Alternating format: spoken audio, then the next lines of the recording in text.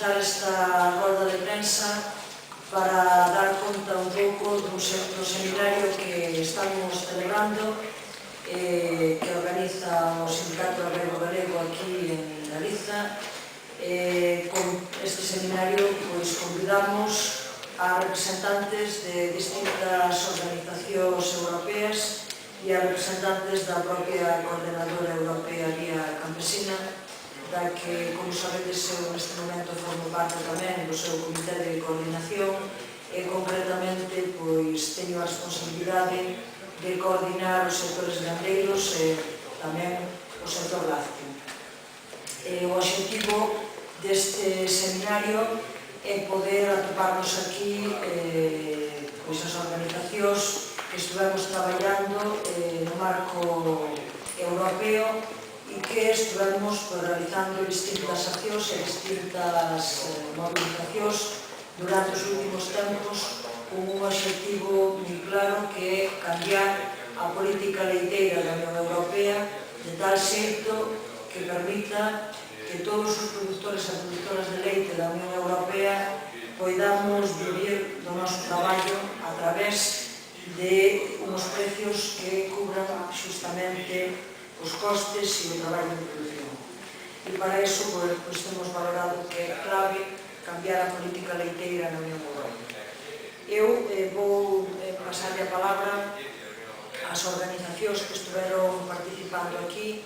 Hai algún compañeiro que xa tuvo que marchar esta mañá e, polo tanto, non vai estar presente nesta roda de prensa, pero temos con nós representantes do FUGEA de Bélxica, temos con nós a unha representante da COA, do Estado Español, temos con nós a representante, a Carmen Freire, a representante do Sindicato Agrario Galego, temos con nós a un representante da Confederación Nacional da Agricultura de Portugal e temos con nós o compañeiro Gerard, que traballa na Coordenadora Europea Vía Campesina e que, vamos ter primeiro unha valoración da situación do que está pasando en cada país.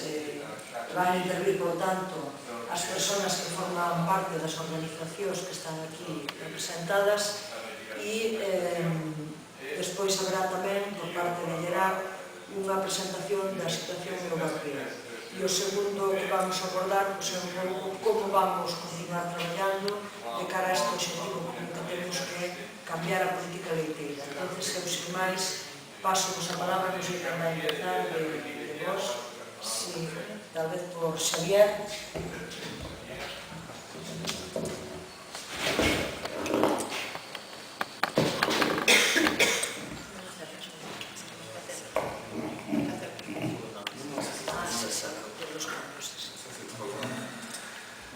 Bonjour.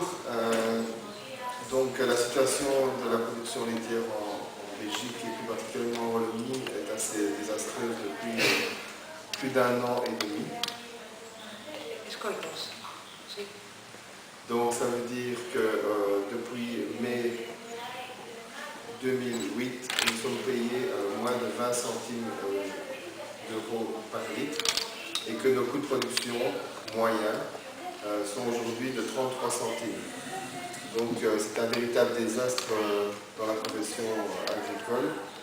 Tout ça qui est dû à une mauvaise politique européenne qui vise la surproduction et non la gestion de l'offre et de la demande. Donc dans cette course à la surproduction, comme l'agro-industrie, l'agroalimentaire et tous les milieux autour de l'agriculture l'ont voulu, les politiques ont poussé des politiques libérales qui ont favorisé le productivisme, l'agrandissement des fermes, et finalement on a eu des agriculteurs qui ont beaucoup investi dans leur production, qui maintenant sont soumis à des investissements importants et qui en plus aujourd'hui de la crise ne sont plus payés pour leur travail. Donc résultat aujourd'hui en trésorerie, donc aujourd'hui les agriculteurs en moyenne sont en dette de 50 000 à 70 000 euros en moyenne. Donc à cela il faut ajouter en plus les investissements qui ont été réalisés ces 20 dernières années, qui sont aussi évidemment très importants. Et la situation est d'autant plus grave pour les jeunes agriculteurs qui, eux, se sont installés les 2-3 dernières années et qui n'ont pas connu les bonnes années financières. Et là, on a des coûts de production qui avoisinent les 40 centimes. Et donc, avec 40 centimes, il est difficile aujourd'hui pour un agriculteur d'être rentable. Il n'est plus du tout rentable. Et donc, pour nous, il est très important aujourd'hui de changer les politiques européennes si on veut garder une agriculture en Belgique, mais aussi partout dans toutes les régions européennes. Et pas seulement dans les régions les plus productives, mais également dans les régions de montagne, dans les régions défavorisées.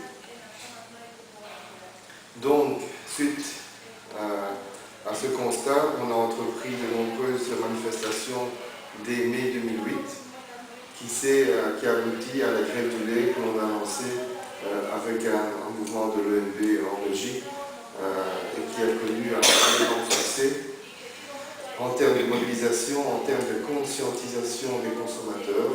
Donc les consommateurs étaient derrière nous et c'était très fort